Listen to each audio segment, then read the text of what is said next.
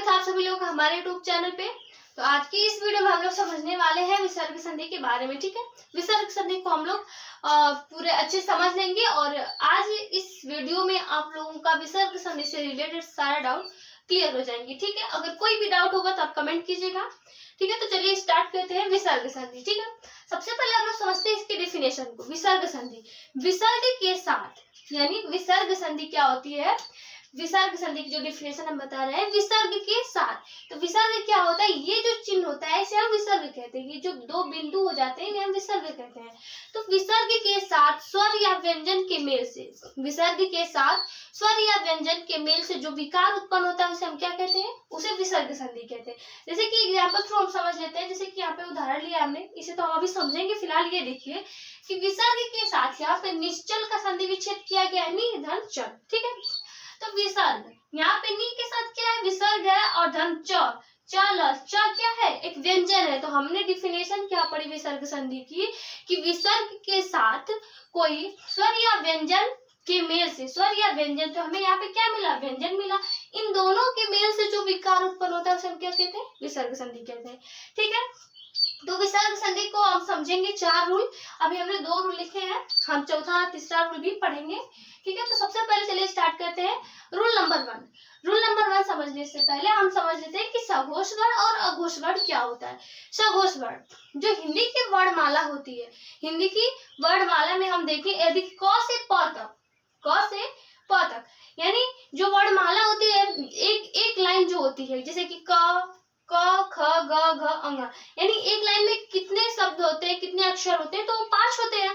ठीक है, क ख ग घ अंग, ठीक है, 5 होते हैं। तो पहला और दूसरा वर्ण जो होता है, पहला और दूसरा वर्ण वो क्या होता है? अघोष होता है। यानी देख सकते हैं आप, क से हम प तक की बात कर रहे हैं। क है, ख है, च है, छ है, ट है, ठ है, त है, थ है, प है, फ। ठीक है, ये 2 अक्षर, यानी जो हिंदी वर्णमाला में जो क से प तक है उनमें पहले 2 वर्ण आ जाएंगे। पहला 2 वर्ण जो होता है उसे हम अघोष कहते हैं और तीसरा चौथा पांचवा जो आता है उन्हें हम सघोष कहते हैं। मैंने बताया कि एक लाइन में कितने वर्ण मिलते हैं? 5 वर्ण मिलते हैं। तो पहला दूसरा क्या होता है? वो अघोष होता है। तीसरा चौथा पांचवा क्या होता है? सघोष होता है। ठीक है, तो चलिए हम अब रूल नंबर 1 को समझते हैं।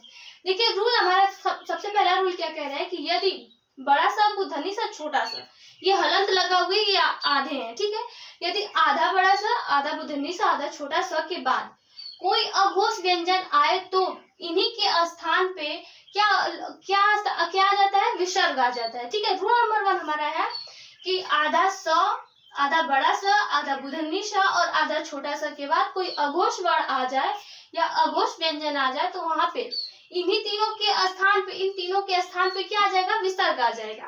ठीक है, जैसे कि उदाहरण पे हम देख सकते हैं कि निश्चल है। ठीक है, निश्चल है तो नी है और देख सकते हैं यहाँ पे बड़ा सा जो है वो आधा है निश्चल, और उसके बाद क्या है?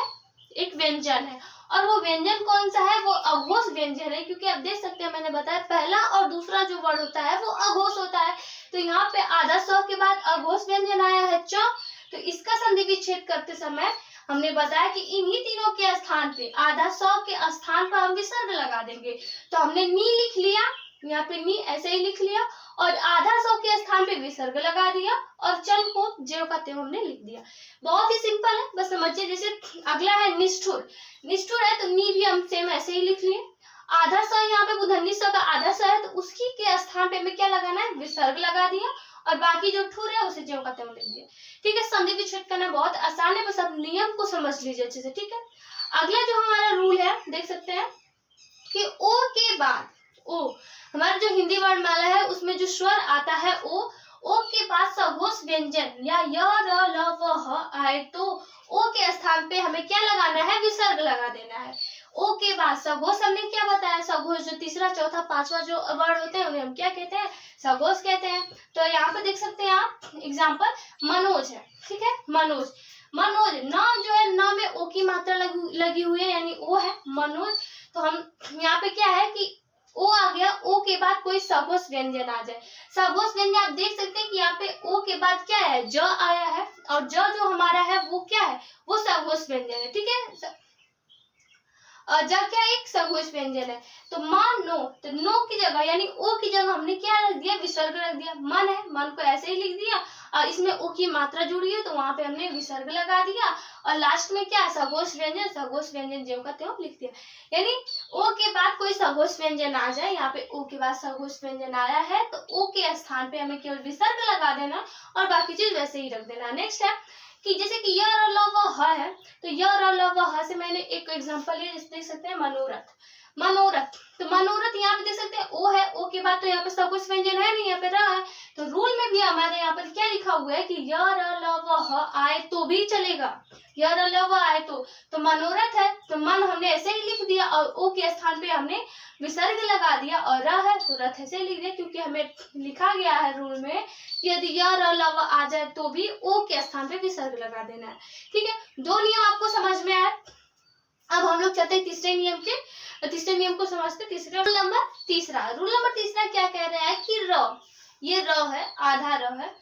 आधा र का मतलब है कि जो हम लोग ये वाला जो र आता है, जैसे कि आप देख सकते हैं कि निर्गुण है तो यहाँ पे उड़नतुआ र जिसे बोलते हैं, जो कि ऐसे आता है। ठीक है, तो वो वाला र यानी आधा र के बाद सघोष व्यंजन आए या फिर य र ल व आए तो र के स्थान पे हमें विसर्ग लगा देना है। ठीक है, तो उदाहरण क्या है, निर्गुण यहाँ पे हमने क्या रूल क्या पढ़ा कि र के बाद ये जो उड़नतुआ र जिसे हम बोलते हैं, जो ऊपर लगता है, ठीक है, उसके बाद सघोष व्यंजन है।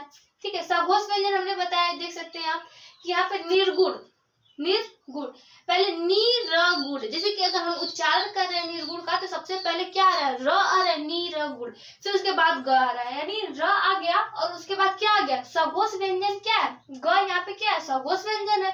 ठीक है, तो यहाँ पे हम र के स्थान पे क्या लगा देंगे, विसर्ग लगा देंगे।